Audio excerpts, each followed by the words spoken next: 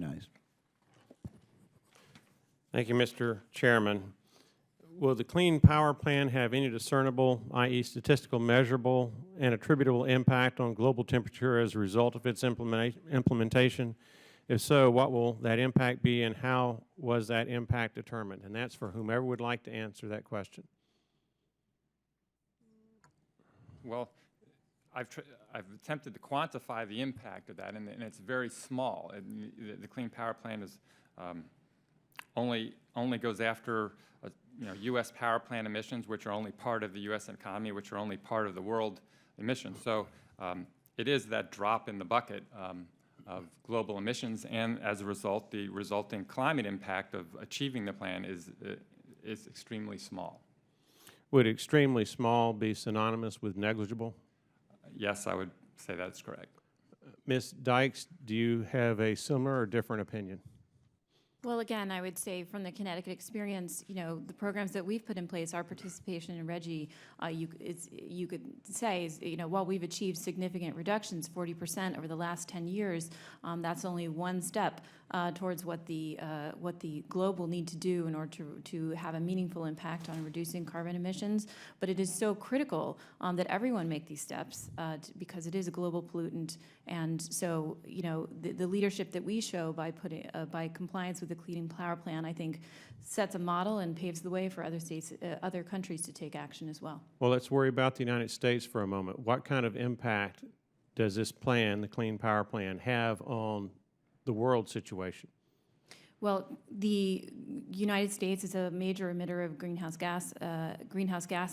The Clean Power Plan will achieve up to 32% emissions reductions from the electric sector, which is our largest source sector. So I think it's going to have a very meaningful impact in U.S. leadership in carbon reductions. Do you have any way of quantifying what the Clean Power Plan's impact would be on total global emissions? Some kind of percentage?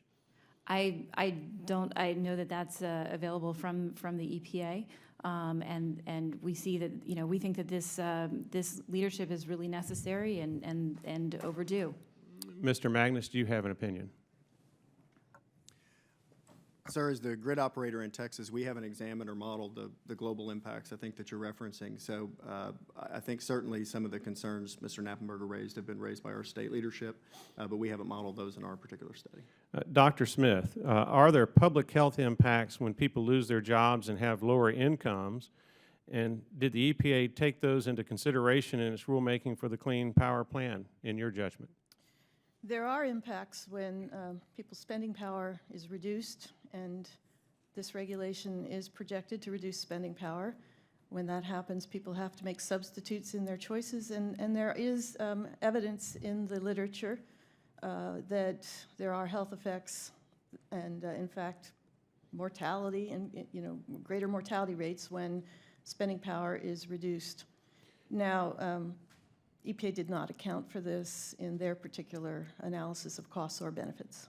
Is there any way in your judgment, given the information that you have and your experience and intellect, that you can share with us what kind of increase in mortality that you would anticipate from the Clean Power Plan on the economic side as opposed to the alleged benefits on the pollution side?